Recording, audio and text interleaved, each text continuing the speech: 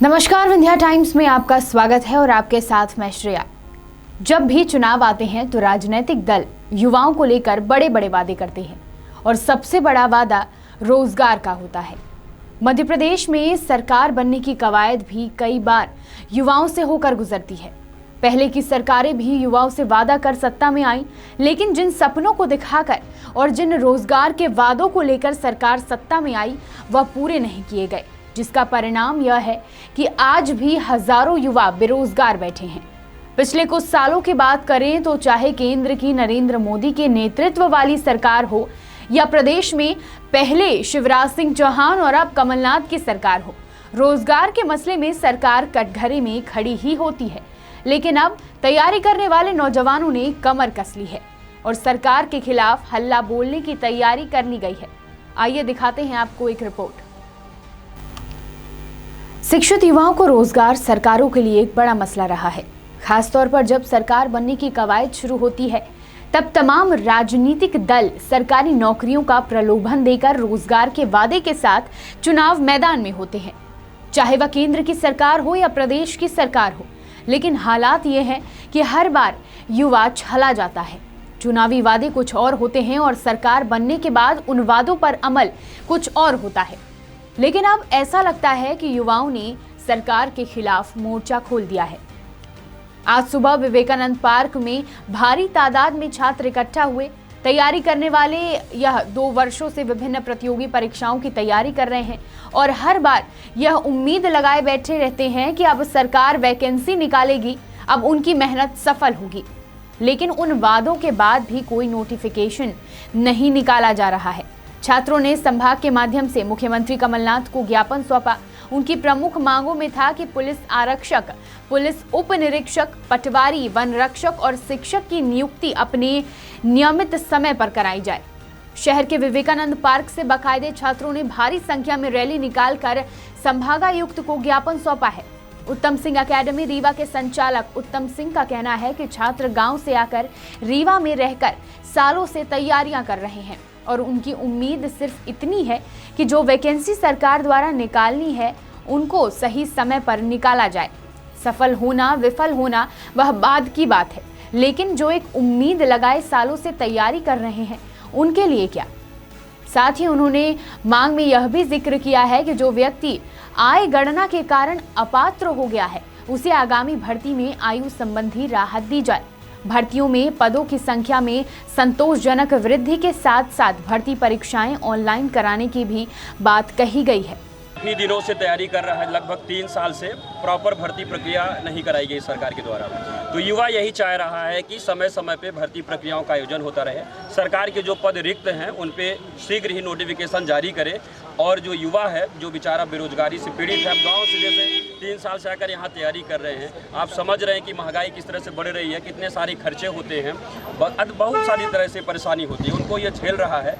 तो ये युवा अवसाद में जा रहा है। इसीलिए रीवा के युवा वर्ग ने या कह लीजिए जो बेरोजगार युवाओं हैं उन्होंने ये तय किया कि कमिश्नर के माध्यम से हम माननीय कमिश्नर साहब के माध्यम से हम मुख्यमंत्री तक अपनी मांग को रखें। और उसी गुहार के क्रम में आज हम लोग यहाँ पर आए थे और जिसमें रीवा का भारी संख्या में युवा वर्ग जो था वो शामिल हुआ और हमने अपनी बातें कमिश्नर साहब के माध्यम से मुख्यमंत्री तक पहुँचाने की बात कही। लगातार आप रीवा शहर में तैयारी करने वाले ज्यादातर बच्चे दूरस्थ ग्रामीण अंचल से आते हैं। पिछले कई सालों से तैयारियां कर रहे हैं। ऐसे में यह सवाल उठना लाजमी है कि अगर कोई छात्र मध्यम या गरीब परिवार से आता है और सालों से तैयारी कर रहा है तो उसके लिए सरकार की क्या योजना है। आखिर कब तक वह तमाम भर्तियां आएंगी, इसको लेकर सालों से वह तैयारी कर रहे हैं, एक उम्मीद लगाए बैठे हैं। ज्ञापन के बाद छात्रों ने यह भी कहा कि अगर इन मांगों का निराकरण नहीं किया गया तो प्रदेश के तैयारी करने वाले छात्र चरणबद्ध तरीके से आंदोलन में भूख हड़ताल करेंगे। ये है कि सर विगत 2017 के बाद से मध्य प्रदेश में जो भर्ती प्रक्रिया है सर वो पूरी तरह से उलझी हुई है और व्यवस्थित नहीं है सर। वैकेंसीज रिलीज़ नहीं हो रही सर और लड़के गांव से दूर दराज से आके तैयारी कर रहे हैं सर। उसमें उनको पेरेंट्स को भी जवाब देना पड़ता है। टीचर खुद मेंटली स्टूडेंट्स खुद मेंटली बहुत फ्रस्ट्रेटेड हो रहे हैं जो भी प्रिपरेशन कर रहे हैं।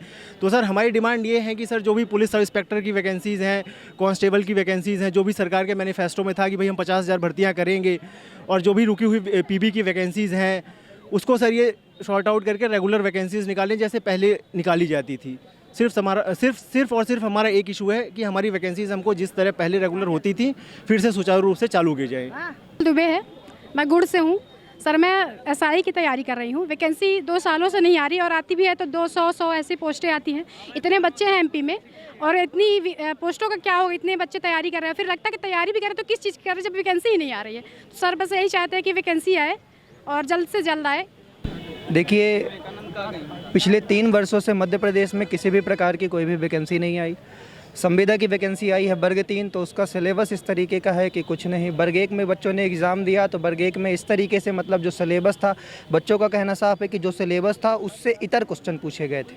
इतना ही नहीं, बच्चे पटवारी की परीक्षाओं के लिए अधिसूचना जारी हो चुकी है, अभी तक कुछ रता पता नहीं है कि आगे सरकार का क्या नियम है, क्या कानून है, सरकार किस तरीके से एग्ज़ाम कराएगी, कुछ पता रहता नहीं है। कांस्टेबल की वैकेंसी का रोज़ कुछ न कुछ सुनने को मिलता है। कभी सुनने को मिलता है 3200 कांस्टेबल, कभी सुनने को मिलता है 100 एसआई, कभी सुनने को मिलता है 32,000। कुछ क्लियर नहीं कर पा रही है सरकार कि क्या करना है, कैसे करना है। देखिए, यहाँ पर हमारी कोचिंगों में, हमारी संस्थाओं में बच्चा आता है, पढ़ता है, दिन रात एक करता है, सर पे बोझा ढोता है बेचारा, घर से अनाज लेके आता है, राशन लेकर के आता है, यहाँ एक सस्ते कमरे में 500-700 के कमरे में जीवन यापन करता है, टूटी साइकिल चलाता है, तब जा कर के वो बेचारा पढ़ पाता है। उससे पूछिए कि उसके दिल में क्या गुजरती है। उसके माँ बाप जब वो घर जाता है, होली का त्यौहार है, बहुत सारे बच्चे अपने घर में होली मनाने के लिए नहीं जाएंगे। उन्हें इसी बात का अफसोस होगा कि अगर घर में होली मनाने के लिए जाएंगे तो घर में माँ बाप एक प्रश्न पूछेंगे कि यह बताओ कि कितने दिन तक तैयारी करी है और अब एक का तौर होने वाला है, यह बताओ। तब हम क्या जवाब दें अपने माँ बाप को, हम क्या जवाब दें अपने माता पिता को, हम क्या बताएं अपने माता पिता को जब सरकारों के कानों में जूं नहीं रेंगती है। हम बेरोजगार कितना बेरोजगार, हम कितने प्रकार का बेरोजगारी पढ़ते हैं। चक्रीय बेरोजगारी पढ़ते हैं, घर्षणात्मक बेरोजगारी पढ़ते हैं, डिस्कस्ड अनएम्प्लॉयमेंट पढ़ते हैं। इतने प्रकार के बेरोजगारी भारत में है और सबसे बड़ी बात है कि ये पढ़ी लिखी बेरोजगारी का सरकार क्या करने वाली है। हम मेहनत करते हैं, पढ़ते हैं, अपना अधिकार मांग रहे हैं कि आप वैकेंसी निकालिए, हमने मेहनत की है, हम आपको नौकरी लेकर के दिखाएंगे। हमारा केवल इतना ही है इस सरकार से कि प्लीज़ जल्दी से जल्दी आप कोई वैकेंसी निकालिए ताकि इतनी ज़्यादा जो बेरोज़गारी है ये कम हो सके और हमें भी अधिकार मिल सके कि हम भी नौकरियों में जाएं। और हमारे माँ बाप जो इतने दिन से हमसे आस लगा करके बैठे हुए हैं, तो इसका कुछ न कुछ तो हमें परिणाम मिलना चाहिए, ना कि बस यही कि हम रोज़ इतना ही संघर्ष प्रतिदिन करते रहेंगे। बहुत सारे बच्चे हैं संस्थाओं में आते हैं, वो इतना फ्रस्ट्रेट हो चुके हैं, वो इतना ज़्यादा अवसाद में चले गए हैं कि सीधे कहते हैं कि सर अगर अब वैकेंसी नहीं आई तो अब हम सुसाइड कर लेंगे, आत्महत्या कर लेंगे। तो आखिर कैसा और कब तक चलेगा। तो सरकार से हमारी इतनी ही मांगे हैं। हम इतना बड़ा हुजूम आपके सामने लेकर के आए हैं, हम केवल इतना ही चाहते हैं कि आप जल्द से जल्द वैकेंसी निकालिए ताकि हमारे बच्चे इन प्रतियोगी परीक्षाओं में सफल होकर के अपना स्थान अर्जित कर सकें। यह कोई नई बात नहीं है कि छात्र अपनी मांगों को लेकर सड़क पर उतर रहे हैं, लेकिन इस बार मामला थोड़ा अलग है।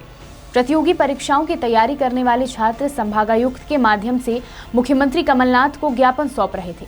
अब सोचिए, अगर हर जिले में इस तरह की स्थिति निर्मित होने लगे और छात्र, खास तौर पर तैयारी करने वाले छात्र सड़कों पर उतरने लगे तो सरकार के लिए फजीहत हो जाएगी।